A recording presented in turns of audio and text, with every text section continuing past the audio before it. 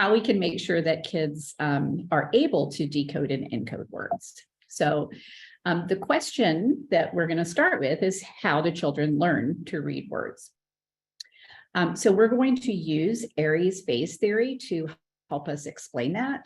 And so I'm going to just give you a super brief explanation of that. That's one of the things that's in the handout, is a little bit more detailed explanation. So if you wanted to read a little bit more about it, this is just my interpretation of Airy's theory. But there's some good references in there to Airy's actual work if you would like to read. So Linnea Airy posed a phase theory. The idea that these are phases and not stages is one of the things that she discussed as being important. And what I mean by that is that she suggests that phases tend to overlap, as opposed to a stage where you're in this stage and now you're out of that stage and you're in another stage. The way that she talks about her phases of word recognition development is that there is some overlap. You might show signs of one or two or three different phases at the same time. And so let's talk about what each of the phases are. So I want to preface this by saying that in most of the articles that she's written about this, and there are many different articles and book chapters where she has explained this theory of word recognition development. In most of those, she talks about 4 phases, but in a couple of them, she talks about 5, and I'm going to include that 5th one because it kind of is relevant to what we'll be talking about today. So the first phase that kids enter is the pre-alphabetic phase. And so this is when kids start to notice familiar logos and things in their environment that may include print, but they're not using the print to identify them. So if a child says they want to go to McDonald's, when they see that sign and they're 3 years old, chances are they're not really reading that word that starts with an M. They're recognizing the golden arches, and that's what they're using. Kids, before they start reading text effectively, might depend on the pictures to figure out what a word might say. There may not even be any words on the page, but they are reading the picture at that point. There's nothing wrong. All kids go through the pre-alphabetic phase, but we want to get kids past it. The next phase that kids enter is the partial alphabetic phase. And in the partial alphabetic phase, this is when kids will overgeneralize. Maybe one day they were reading a book where there was a word that began with P, and that word was puppy. And at this point, they'll find other words that begin with P, and they will say, oh, that must be puppy, when it's a completely different word. And so that idea that they're just attending to maybe the initial letter, maybe the final letter, but not really attending to the internal letters in a word, this is when kids are in the partial alphabetic phase. So this is the beginning stages of learning to decode words. The next phase is the full alphabetic phase. This is when kids see a sequence of letters and they can read and connect those with sounds, combine them, and get a word. Kids who are in the full alphabetic phase are truly decoding. This is where we want to get kids with our initial decoding instruction. We want them to get solidly in this full alphabetic phase where they can attend to each of the letters, connect those with sounds, string those together to get a word, and become more and more automatic with that process. The next phase, after kids have done some letter by letter decoding, at this point, they get to what Airy refers to as the consolidated alphabetic phase. And in the consolidated alphabetic phase is when they start to notice chunks. They start to notice combinations of letters that lead them to a word a little bit more quickly. Maybe they don't have to identify each letter sound individually. They just have seen that pattern before, and they've mapped that pattern enough that they can combine a few patterns to get to a word. So the consolidated alphabetic phase is really pretty mature decoding. This is where real proficiency is achieved in terms of accuracy. But the last phase, this is the one that isn't in all of the writings that Airy does about the phases, is the automatic phase. And that's what probably everybody on this Zoom call right now is in, the automatic phase. As proficient adult readers, you are in the automatic phase. And so what this means is you are so instantaneous in your word recognition, you're really oblivious to the fact that your brain is decoding at all. It's a process that has become so automatic and effortless, you don't even have to think about it at all. So what I'm going to do is to put up some words on the screen here, and I want to see if you can keep up with the words as they are appearing. Okay, so here we go. Ready? Read along with this.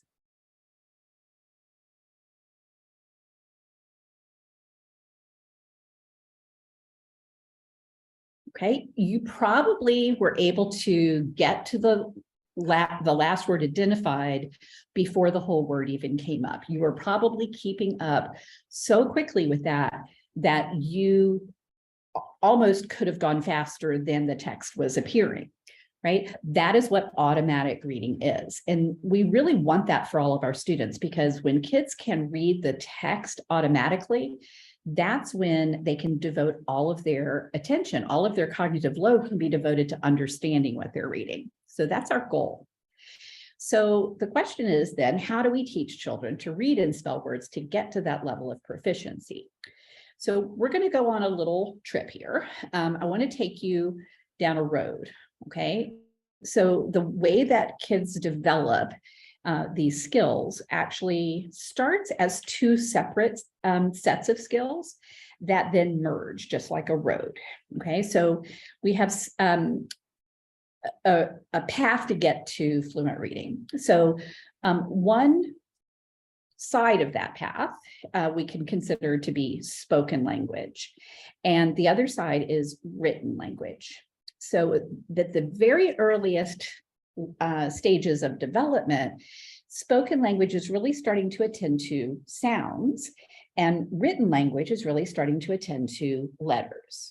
Okay, so kids' initial encounters with sounds and letters tend to be separate. They, might be watching Sesame Street and learn that this is the letter A, but they're not connecting it necessarily to sounds at first. That's just very common in the way that kids encounter.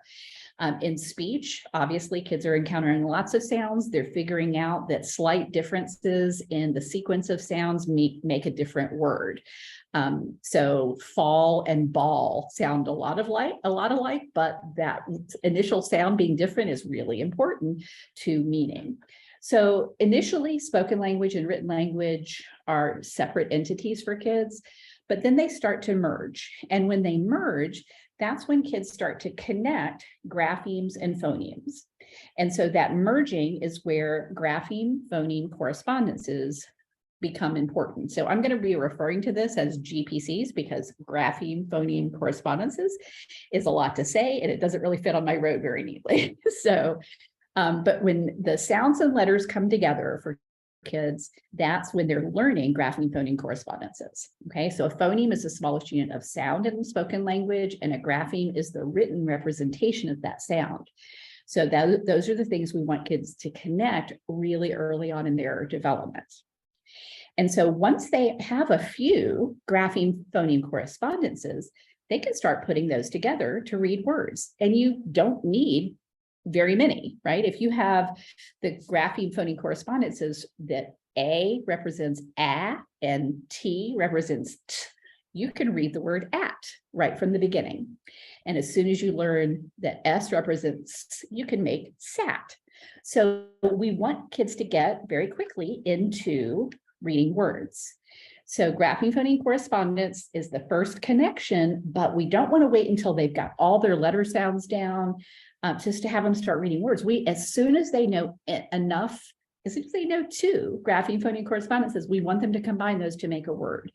And as soon as they have enough to combine into meaningful phrases and sentences, we want them to start reading text. So we don't want to wait to get kids into actual text until they know all of the basics, that those things should be developing from the beginning. All of these things we want to develop both kids' accuracy, that we want to get all of these things correct, but we also want to develop them to the point of automaticity. Automaticity is going to be a theme today as we go through this. Developing automaticity is an essential piece of early literacy development. We can't just rest at, oh, they know this sound and the letter that goes with it. We want them to know it instantly where they don't have to think about it. And the way that happens, the way that we achieve automaticity with any skill that we're developing is through a lot of practice. So let's talk about some of the skills. Knowing letters is a critical initial piece of all this, right? So there's different ways to know a letter, though. When you say a child knows the alphabet, they know their letters, what does that really mean? We could say that they have letter name knowledge. So if I ask, what letter is this? Can they say that's an A? Okay, that's one element or one factor related to knowing the alphabet. We can also maybe provide a whole lot of letters and say, which one of these is A? Point to the A. Okay, so can I pick it out of an array of letters? Do I know which one it is? That's a different twist on what does it mean to know A. I can also ask, what sound does this letter make, or what sound does this letter represent? And that's a different element of knowing the letter, knowing the sound that's associated with it. I can also ask for them to form the letter. Letter formation is a really critical piece of early learning about letters. And you can learn how to form a letter very early on, actually way before you can even hold a pencil. You can learn the motion, where to begin, which direction to move, and where to end up, just using your finger on the table or on the carpet or in the air. We have slides like this that we use. And so when a teacher has just modeled how to form a letter A, we then have the kids use their arms as pencils and look down their arm at the letter and move their arm along with the screen, forming that letter, getting it to the point where they understand when I make an A, it's not the final product, it's the process. I start here, move in this direction, and end up here. All of that really helps bond that to their memory, and it helps them understand that shape even better so that they recognize it more automatically. And then, of course, there is letter naming automaticity. We often will refer to this as RAN, rapid automatic naming. And being able to identify the letters very quickly is part of that automaticity. Another skill that we need to make sure kids are developing, of course, is phonemic awareness. So phonemic awareness, there's a lot of misconceptions around it. We're going to deal with a few of those today. So when we talk about phonemic awareness, we need to understand first what phonemes are. So phonemes are the smallest unit of sound in spoken language. That's the definition that most of us think of right away. But phonemes are also the physical act used to produce the sound. We call this the articulatory gesture. So a phoneme isn't just the sound that comes out, it's what went into producing that sound. That's actually part of the phoneme. When a linguist talks about a phoneme, they're talking about the vocal gesture as much as they are the sound.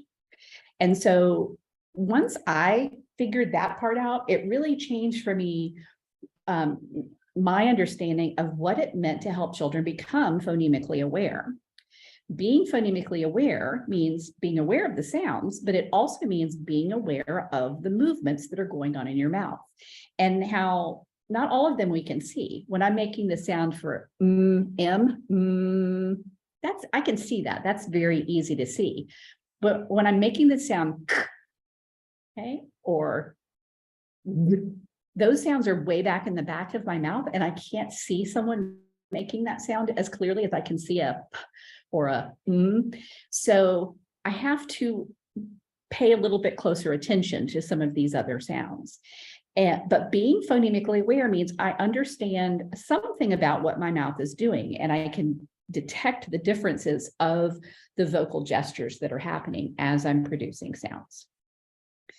So there are a couple of misconceptions that I want to really pinpoint specifically. One of the biggest misconceptions is because children do typically develop skills with larger units, being able to, segment words in a sentence or syllables in a word, or intrasyllabic units like onsets and rhymes within a syllable, because those things happen typically first. The misconception is that we need to start our instruction there, and that's not true. Working with division and segmentation and blending of syllables, or working with rhyming, does not contribute in the way that working with phonemes does to the skills that we're focused on. The purpose of phonemic awareness instruction should be helping kids read words and spell words more effectively. There's no value in developing phonemic awareness for the sake of phonemic awareness.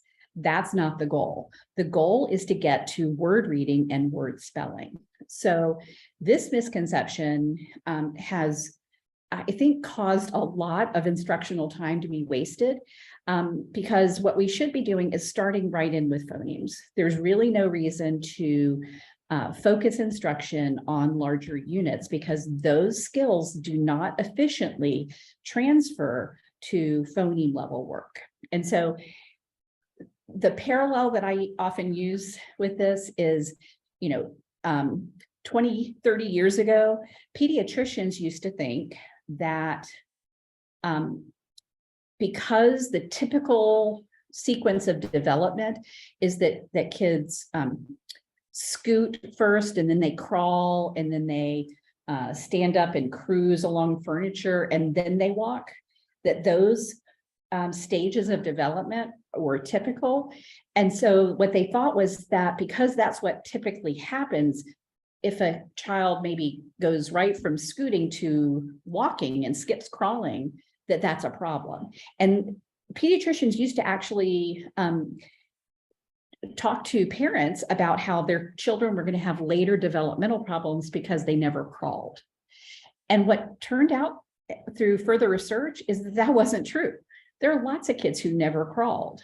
And do we need to make kids go back and practice crawling because now they're walking and they never did? No, of course not. That makes no sense. But that's what happened with our understanding of phonemic awareness. So phonological awareness, those understanding of the larger units, those things do typically happen developmentally before phonemic awareness, before kids can blend and segment phonemes. But it's okay if kids don't go through all of those earlier phases, or if they go through them in different order. That really doesn't matter. And we don't need to teach those larger units. We need to jump right into focusing on phonemes, because that's the thing that affects word reading and word spelling. The second misconception that I want to address is that this idea that once you incorporate print, it's no longer phonemic awareness instruction. And that's not true at all.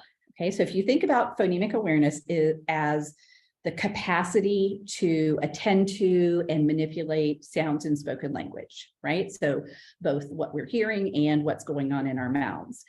If that ability, that capacity to attend to and manipulate sounds is what phonemic awareness is, any instruction that improves that capacity can be considered phonemic awareness instruction.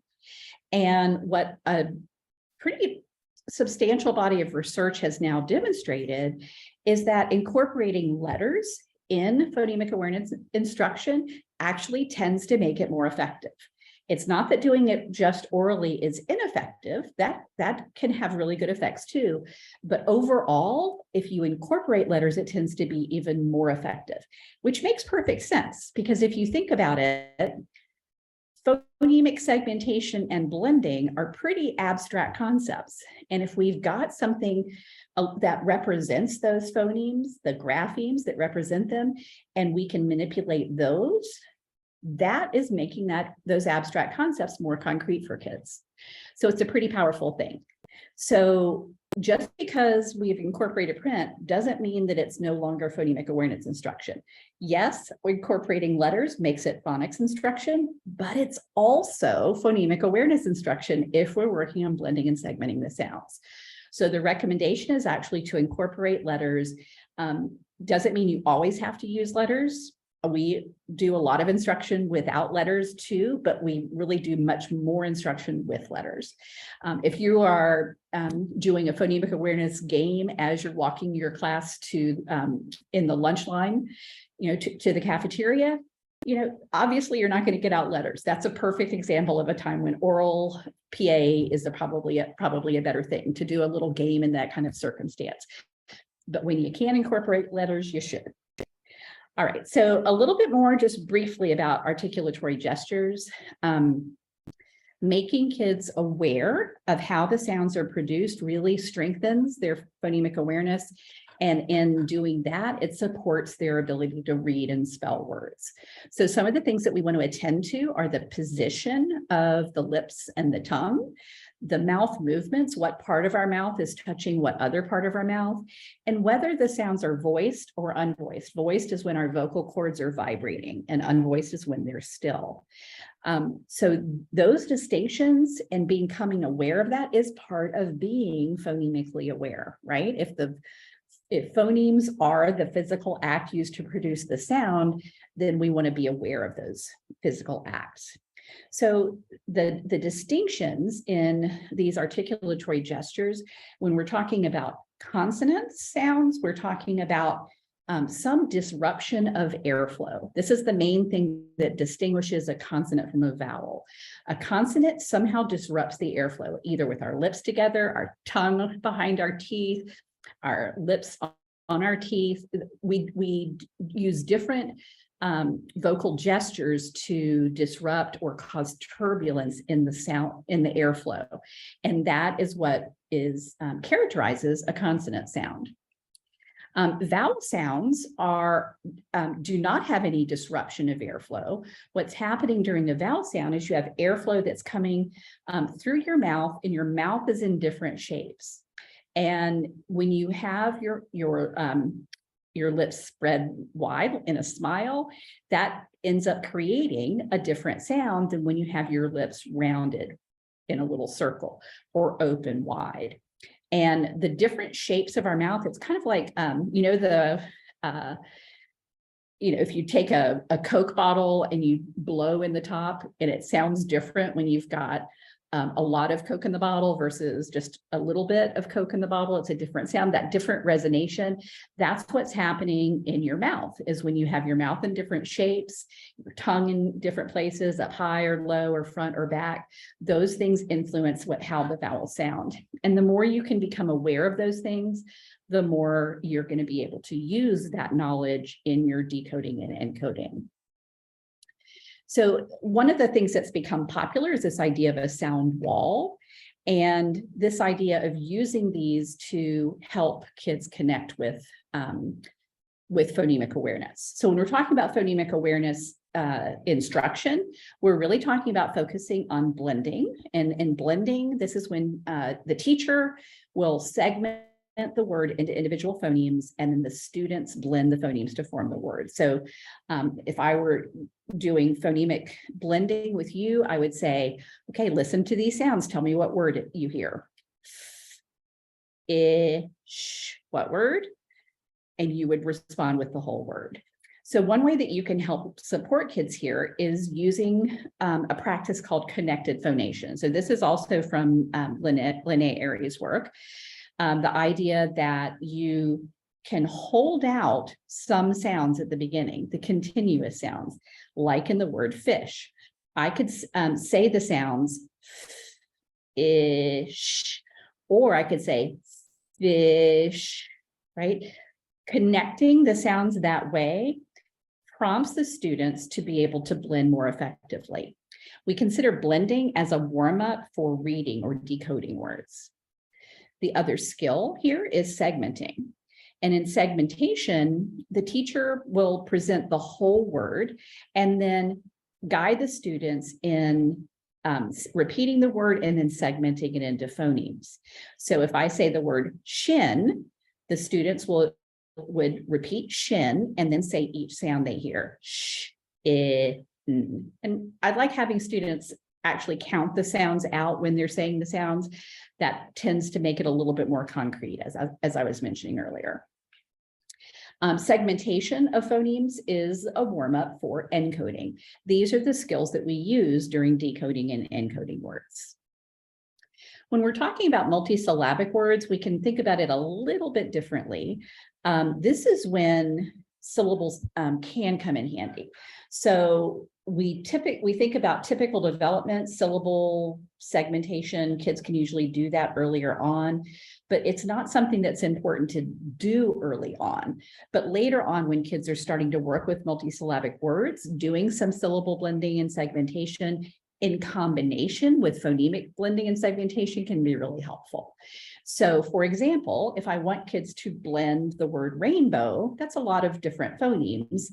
And so if we do it one at a time, I say, blend these sounds together, a, n.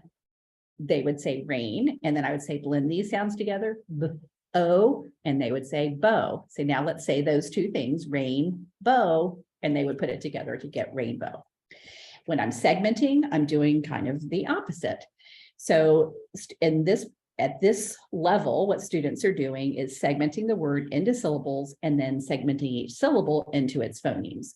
So what are the syllables in teaspoon? They can clap them out. Teaspoon. Okay, let's take the first one. T, t, e. Let's take the next one. Spoon, right? So you're making it more manageable, making the blending and segmentation a little bit more manageable for kids. So keeping in mind that the most critical skills to develop are phoneme blending and segmentation. That's one of the key things of developing phonemic awareness. That instruction with letters tends to be more effective. We want to make sure we're incorporating letters when possible. And keeping in mind always that the purpose of phonemic awareness instruction is to support kids' development of skills in decoding and encoding words. We want to keep our eyes on that target, because if we don't, that's when we start doing activities that are less helpful. Things like a lot of work segmenting syllables early on, or rhyming. There's other reasons that learning to rhyme is a good thing, but it doesn't help you learn to read or spell words. So if that's our focus, if that's our goal, we want to make sure that we're focused on skills that will help kids do those things.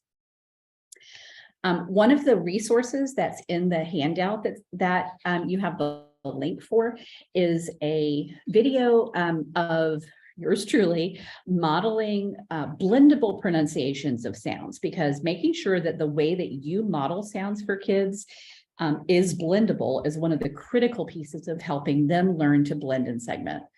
Okay, so for example, you want to make sure that you're not putting a short U sound, an or a schwa, an after your voiced consonant sound. So you don't want to say ba or b.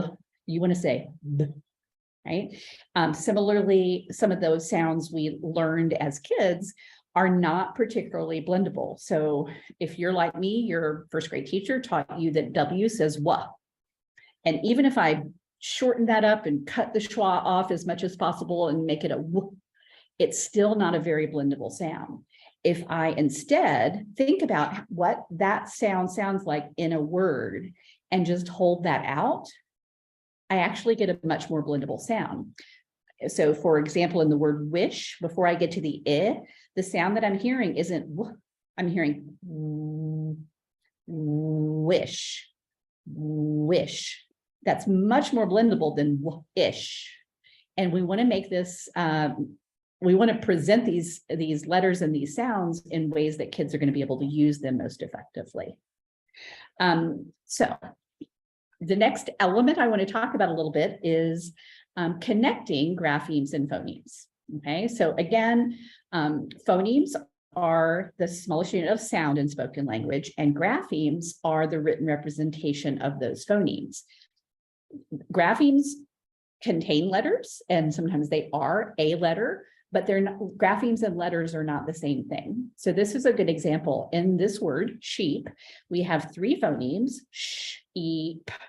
We have 3 graphemes, sh, e, and p. Those are the written representation of those phonemes. But we have 5 letters. So 3 phonemes, 3 graphemes, but 5 letters.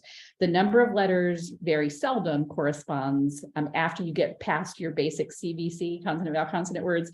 The number of letters very seldom corresponds with the number of phonemes and graphemes. But the number of phonemes and the number of graphemes is always the same. There, sorry, I was a little stuck there. So as you're teaching grapheme phoneme correspondences, you want to make sure that you are aware of some of the key elements of that. So you want to learn which are the most useful grapheme phoneme correspondences, or GPCs. And you want to make sure that what you're teaching, at least initially, are the most common connections between those graphemes and phonemes. We know that some graphemes represent several different phonemes, and some phonemes are represented by several different graphemes. So we want to pick the pairings that are most common and teach those first. We want kids to be most familiar with the most common. That's part of the statistical learning that they need to do as they're acquiring these skills. So it's important to know which ones are common enough to be worth teaching. There are actually somewhere between 300 and 400 different graphemes. And nobody really knows for sure exactly how many, because there's not always agreement on what constitutes a grapheme in a particular word. There are some that appear in one single word. Okay, and a good example of that is the, I think it's AOH at the end of the word pharaoh. That grapheme, to represent the long O sound, is only used in that word, not in any other word. So is that a grapheme that's worth teaching as a separate grapheme? Probably not. You also want to make sure that you are aware of which correspondences tend to be more challenging for students. So the ones that are more challenging are sometimes ones that are either difficult to pronounce for a young mouth, or ones that sound different when different people say them, or ones that are just unusual. So where you have, for example, a phenomenon of articulation that's happening that makes you think it's a different sound. So a really common example of that is the graphemes T and R. When we combine those at the beginning of a word, a lot of times it ends up sounding like it's a CHR. When I say, like the thing that's out there in the courtyard behind me is a great big tree, that sounds like I'm saying a CH, right? It sounds like a ch, but that's caused by a phenomenon called affrication, right? When I'm making the t sound by itself, my tongue just taps the ridge behind my top teeth. But when I am preparing to put a sound after it, my mouth already moves into that position. So when I do that, it's causing my the sound that comes out to sound like an affricate. In this case, is CH. The same thing happens when I add an R after a D. It makes it sound like an affricate, the J sound. Okay, so if I say dress, it sounds like it should begin with a JR. So knowing those things and what makes them challenging for kids is really helpful when you're teaching these things to help them become more proficient. One of the things to also know is to think about the scope and sequence that you're using, and that you're ordering these things in a sequence that teaches the most common things first, teaches the less common things later once kids become more proficient. Having a logical scope and sequence is a really critical piece. So a few things from the research on teaching grapheme phoneme correspondences. There's a lot of opinions out there about whether we should teach letters first or sounds first, or set letters and sounds together. And there's actually not a whole lot of research on this topic, but the research that there is generally suggests that teaching letters and sounds together is more effective than teaching one and then the other. So if you run into anybody that has a strong opinion about which should be taught first or what should happen, their opinion is not based on science, because the science is not very conclusive. But what it does suggest is that teaching letters and sounds together tends to be more effective, but we don't have a really clear path with that. We also want to be sure that we're beginning by introducing the most common sounds for a new letter. So knowing that a new grapheme or an individual letter might have multiple phonemes associated with it, we want to choose ones that are more common before ones that are less common. We want to introduce short vowel sounds one at a time right away, so kids can begin reading words immediately. So I mentioned earlier, as soon as you've learned a and t, you can blend those together and make a word. And when you learn s, you can make a new word, sat. And when you learn m, you can blend a new word, mat. So the more grapheme phoneme correspondences you learn, the more words you should have kids blending as soon as you possibly can. A couple of other things about just thinking about the scope and sequence that you are including most of the continuous consonants before the stop consonants is helpful, because continuous consonants are easier to blend. So when kids are first learning to blend sounds into words, doing that with continuous sounds it tends to be easier. So for example, sat, mat, and fat all begin with continuous sounds.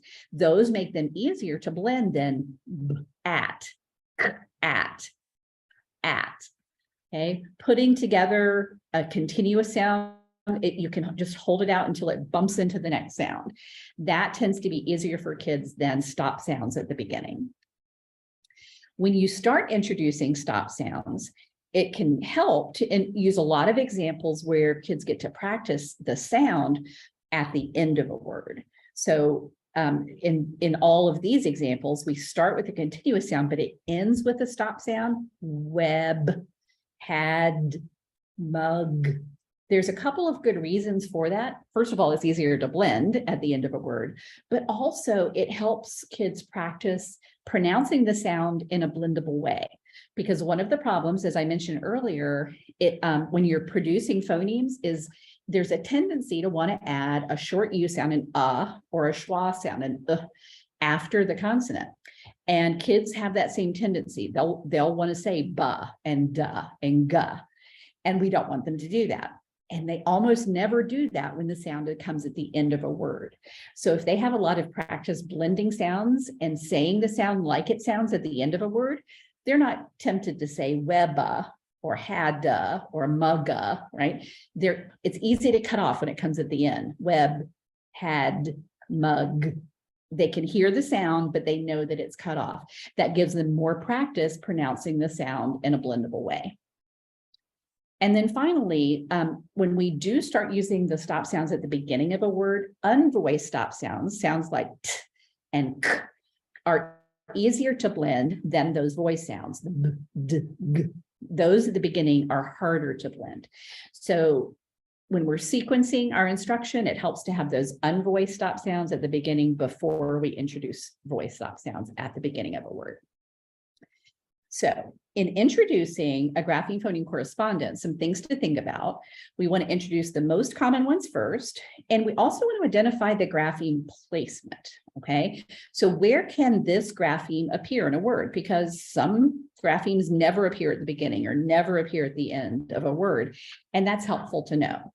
So if my grapheme is the EA representing the long E sound, if I'm focusing on grapheme placement here, I can explain to kids that EA can come at the initial position at the beginning of a word like eat.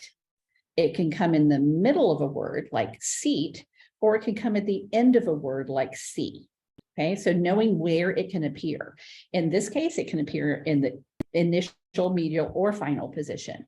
But a grapheme like the letter J can only appear at the beginning. It can't appear at the middle or end of a one-syllable word.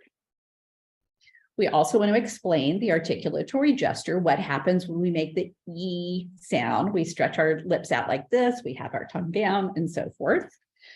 And then we want to also connect to any alternative grapheme phoneme correspondences, especially if they've already learned them. So if they've already learned EE as a representation of the long E sound, then we want to say in our explanation, we've learned that EE can represent the E sound.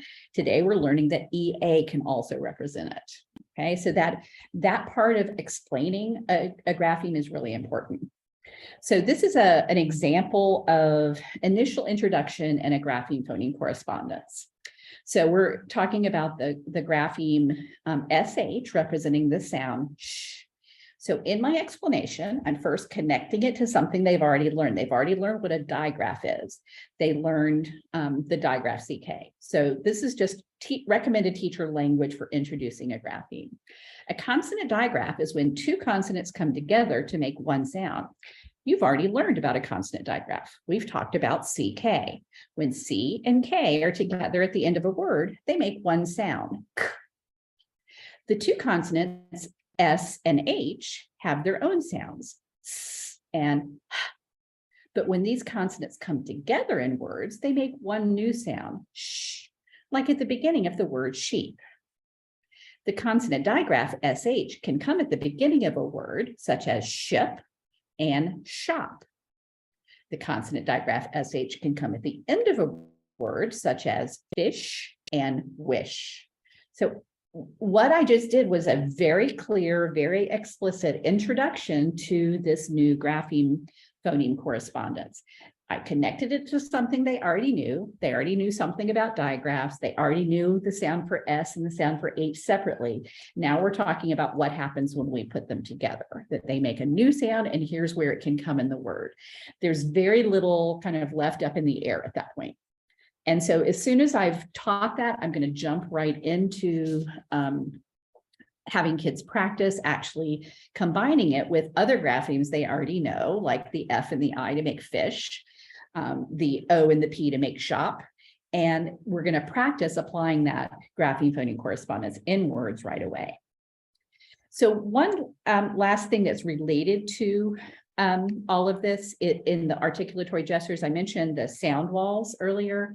As we're introducing graphemes, we're connecting them to the articulatory gestures represented on our sound wall. So this is an effective method of helping kids connect phonemes and graphemes, and it's a much more powerful and more useful thing to have displayed on a wall than our traditional word walls. And as you are learning more of the different grapheme phoneme correspondences, you can add more and more graphemes to a particular phoneme on your sound wall. So again, all of this that we've talked about so far is getting us to the point of decoding and encoding. So when we're talking about decoding, we're talking about translating print into speech. And so decoding words requires the capacity to blend phonemes together. I need to be able to connect the grapheme phoneme correspondence that C represents the K sound, A represents the A sound, T represents the T sound, but it's not enough just to recognize those individual grapheme phoneme correspondences. I've got to be able to blend the phonemes together to get to the word cat.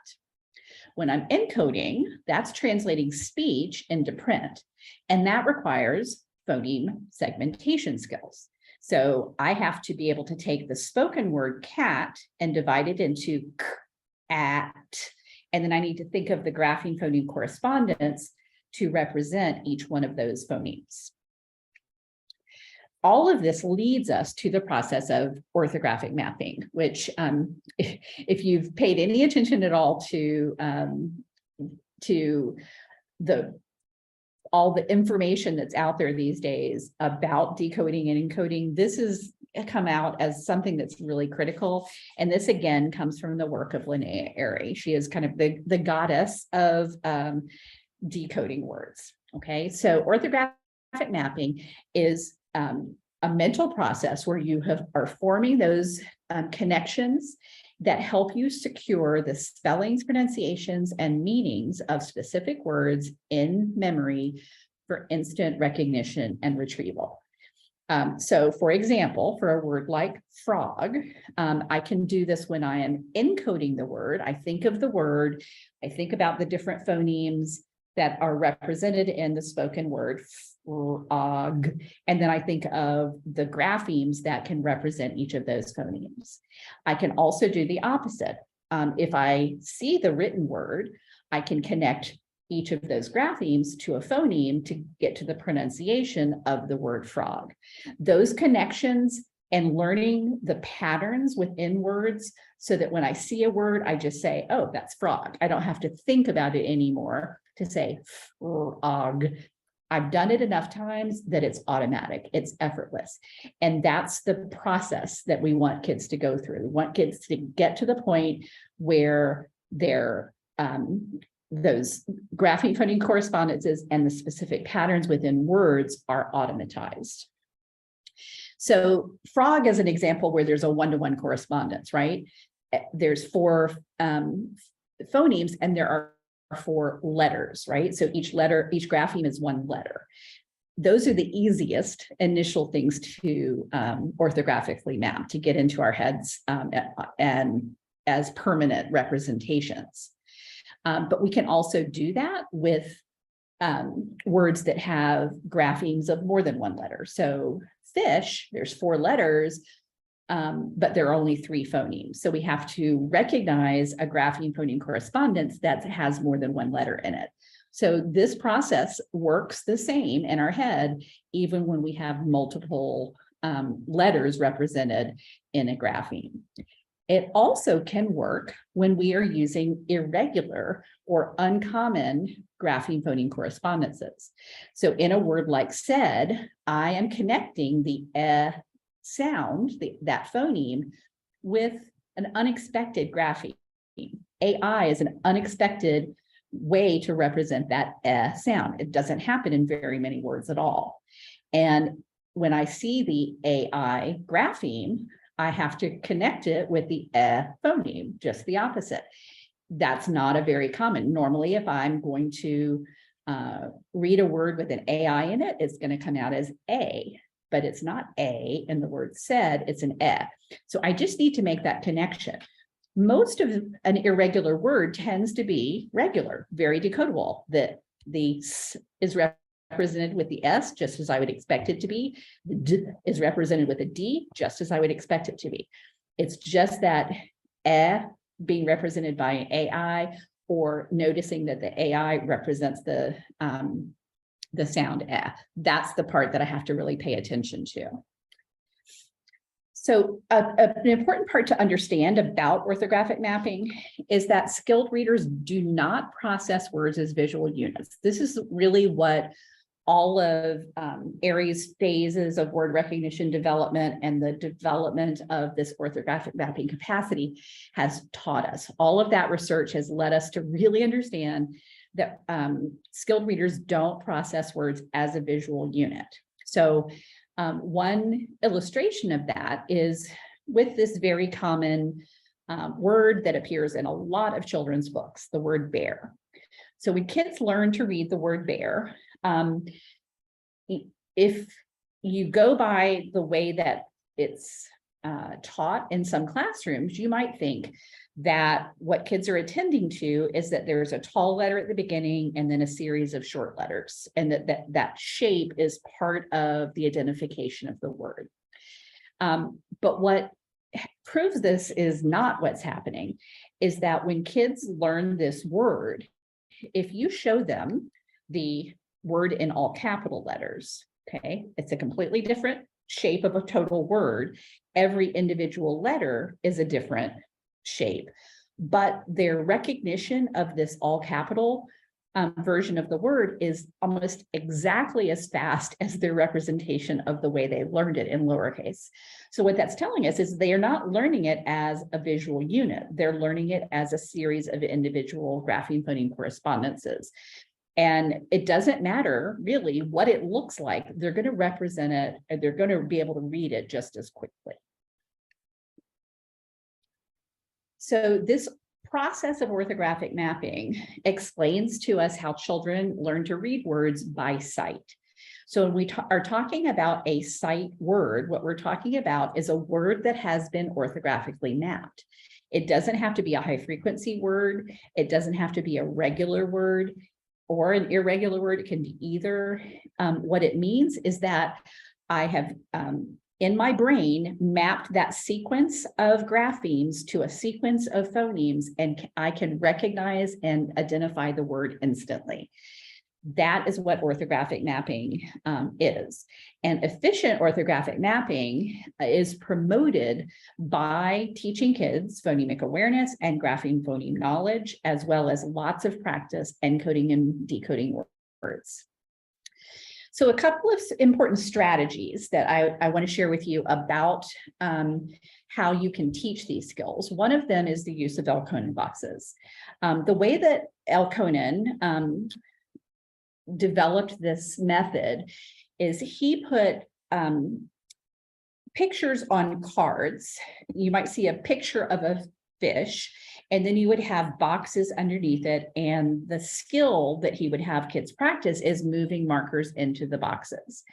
And that was helpful. But as I mentioned earlier, this idea of phonemic awareness, connecting with the letters as soon as possible, is much more effective. So there's been a lot of research on variations of Conan boxes since his work that have included letters, and that actually makes it more effective.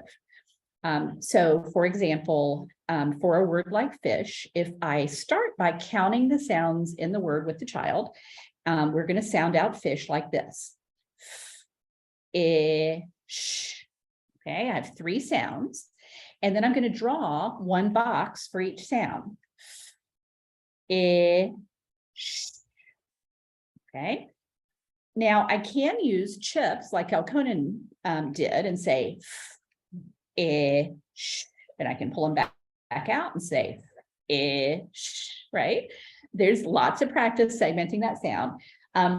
But after kids have done that a little bit with the chips, you really don't have to use the chips anymore. You can just jump right into using the letters and have them insert the letter or letters, the grapheme for each sound. So, sh. And then I always like to have kids write the whole word underneath the boxes so they can see what it looks like as a word, not as a series of letters with boxes around them. And I'll always have them finish by reading the word fish. So that process really combines phonemic awareness skill, that segmentation of words, the grapheme phoneme correspondences, and the encoding and decoding of the words. So they spell it out and then they read it. That process is really powerful at getting kids to become more efficient decoders and encoders. My other favorite tool for teaching decoding and encoding skills is using manipulative letters. So if you think about in math, we use manipulative objects to make abstract mathematical concepts more concrete for kids. And the exact same thing is happening in reading when we use manipulative letters. We use manipulative letters to make the abstract concepts of phoneme, blending, and segmentation more concrete for kids. So having letters that we can pull apart and push together illustrates and makes concrete this idea of segmenting the phonemes or blending the phonemes together. Just that simple act of let's pull those apart, say them one at a time, now let's push them together, say it together. That makes this thing that you're trying to explain to kids, let's blend, let's segment. Those are really hard abstract concepts. That makes it clear and obvious what you were asking them to do. And it promotes so much more efficient use of these skills. So manipulative letters can take multiple forms. Magnetic letters are generally my favorite. You can use letter tiles as well. We also have some virtual versions, some word mats that we have apps for. The links for that are in the handout. But these are great ways to get kids to practice. And so you can either do this on a small version on an individual device or have it projected on your interactive whiteboard or TV. You can also do blending drills. These are another way to build automaticity with decoding.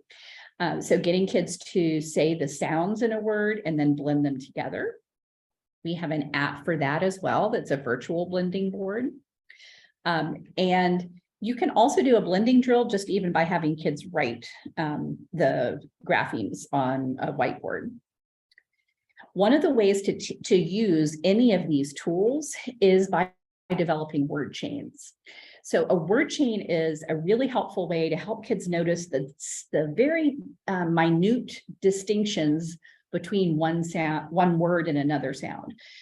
So a phoneme is the smallest contrastive unit, or the smallest unit that makes a difference in a word's meaning. So if I change the phoneme at the beginning of mad to a s, it becomes sad, has a completely different meaning.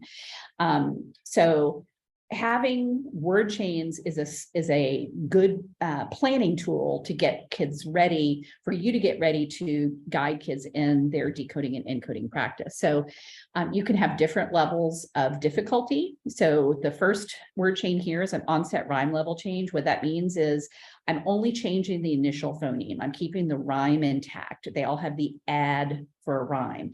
That's usually the easiest kind. And this is just CVC words, consonant vowel consonant combinations.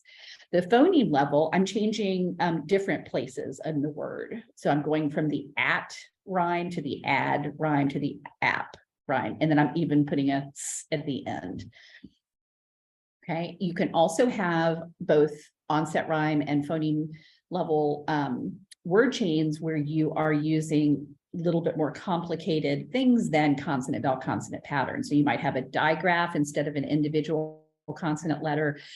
You might have a consonant cluster like a CL. These are different examples of a little bit more advanced, both at the onset rhyme and phoneme level. So one of the things that you want to do when you are practicing with word chains, as much as possible, you want to spend time encoding and decoding. Okay, so encoding practice is when I give a prompt that says something like change sat to hat. Okay, when I say that, I'm giving you the word and I want you to spell it. Now you have most of the word already spelled. You just need to figure out what grapheme in that word you need to take out and what you need to replace it with. So change sat to hat. What letter do we need to change sat to hat? What would we have to do to change cat into cast? Those are all examples of encoding prompts. The other kind of prompt that we want to give kids is decoding prompts. And when we give a decoding prompt, we're giving the letters, we're telling you how to spell it, but now I want you to read the word. So change the S in sat to an H. What word do you have? Or change the S in sat to a read your new word. Or if I put an S right here in cat, what word does that spell? Okay, so these are all what word? Read your new word. What word does that spell? What word do you have? Those are decoding prompts, and you want to do both. And what I typically recommend is that you alternate. Do an encoding prompt, a decoding prompt, an encoding prompt, a decoding prompt. That makes sure that you get lots of practice doing both skills. So as an example of this, we can start by asking kids, make the word shin. If I ask you to make the word shin, I'm asking you to say sh, n, and I'm asking you to encode or spell the word. If the next prompt is change the n to a p, what word is this? I'm taking off the n and adding a p, and I'm reading the word ship. What word is this? Means that it's a decoding prompt. I can then say change ship to shop. Okay, I'm telling you the word I want. I'm asking you to spell it for me. And that would be an encoding prompt. I can say change P to CK. What word did we spell? That's a decoding prompt. Do you see the distinction? Encoding and decoding, we want to have both. Lots of opportunities to practice both skills.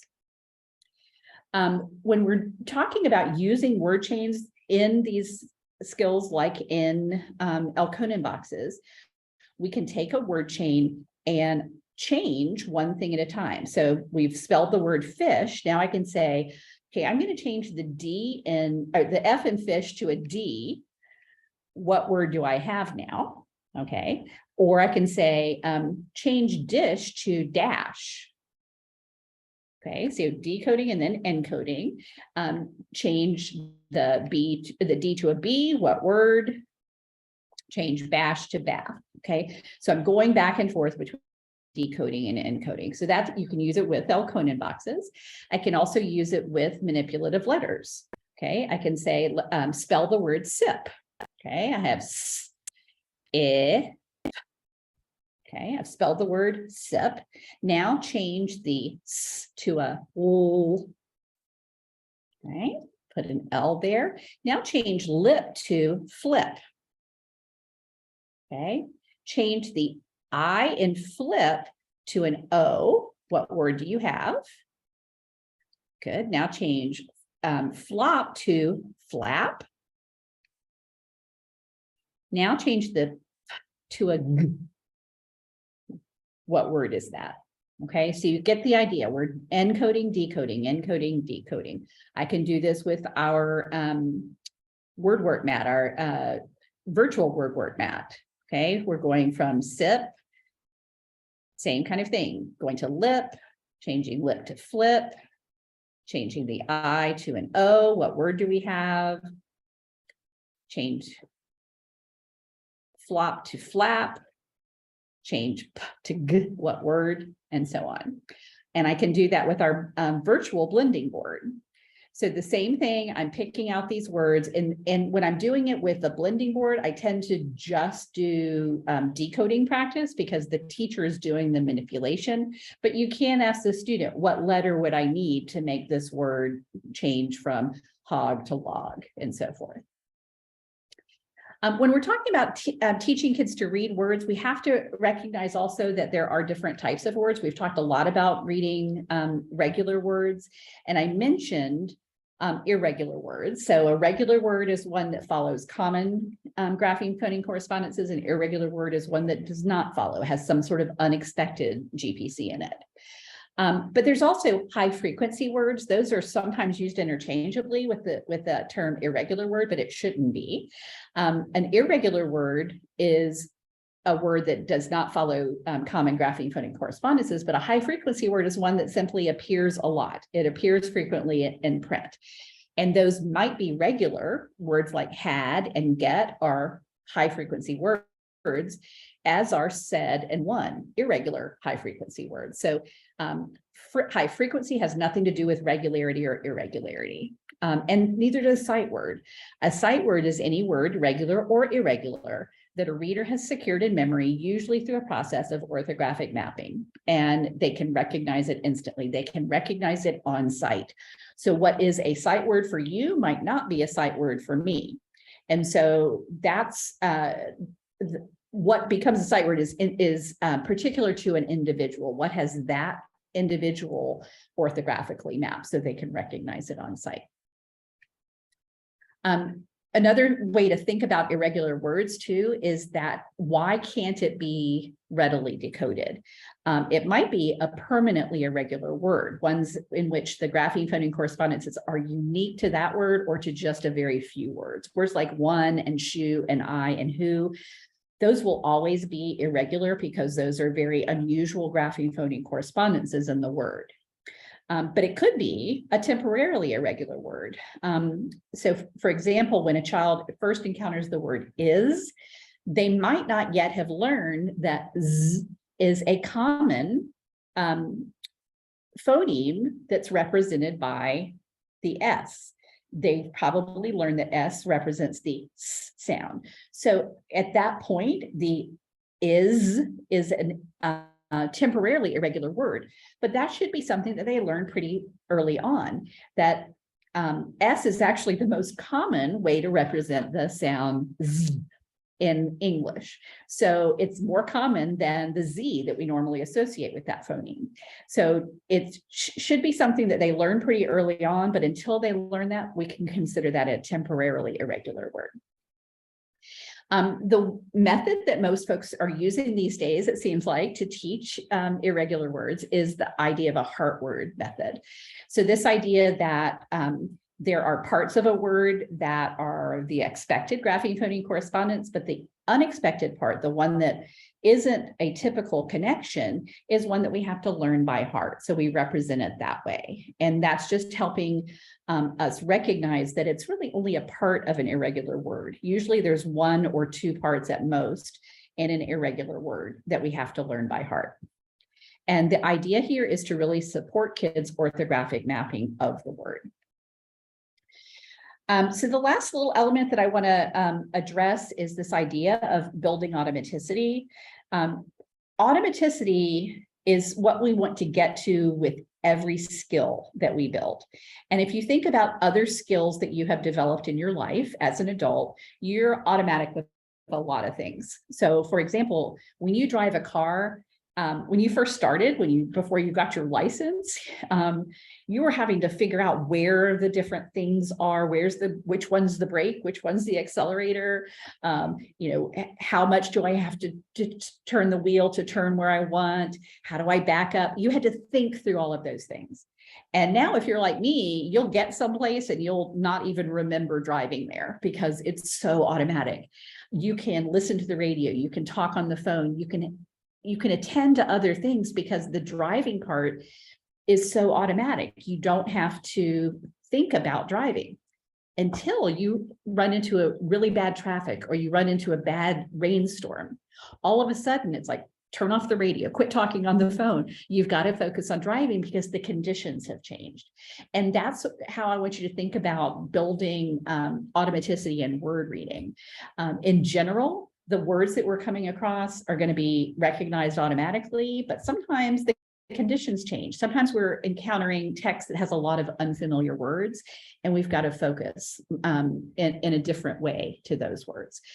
But the idea here is that we want to get to the point of effortlessness. That's what really automaticity is. It's effortlessness. And if you're automatic, you can focus your attention elsewhere. So a less fluent reader that hasn't developed proficient decoding skills really has to devote a lot of their cognitive load to the process of figuring out words. If we practice those skills enough, they become more automatic, and over time, they take up just a little bit of cognitive load or working memory, and you can devote a lot more to comprehending the text. So I hear some folks who are, kind of not fans of phonics instruction say that it takes attention away from meaning, and when actually the opposite is true. If you are teaching phonics effectively and giving kids lots of practice, then you can make sure that they're proficient and they can devote more attention to comprehension. The last little piece here that I just want to make sure that you also think about is that we want to make sure we're practicing skills in context, so in the context of connected text. And there are several reasons we do that. One, we want to make sure that we're conveying the why. Why should I bother doing all this work, learning to read words and learning to spell words by themselves? There's not much point to that. But if I can enjoy a story or if I can learn something, then there's some motivation there to doing that. So you want to make sure kids are always connecting it to text. Also, building independence. If students can apply skills in context with your support, they're going to be better prepared to apply those skills in context without your support. And the more often you're reading in context, the more times you're going to actually support kids' word reading with that context. So when we're talking, you've probably heard a lot about the evils of using a picture to guess a word. And that's absolutely not a strategy that we want to promote. But we do use context when we're reading. If I'm reading along, I might decode a sentence that says, Mom put jam on bread. But when I get to bread, I read it, breed. That's a perfectly legitimate decoding of the word B-R-E-A-D. Mom put jam on the breed. But the context, it might be that, well, yeah, there's a picture of her putting jam on bread, or maybe what do I put jam on, right? We're using context to then correct our decoding error. It's something that good readers do that. That's how good readers do use context to figure out words after they've attempted to decode. So Using decodable text, we have a lot of resources for free decodable passages.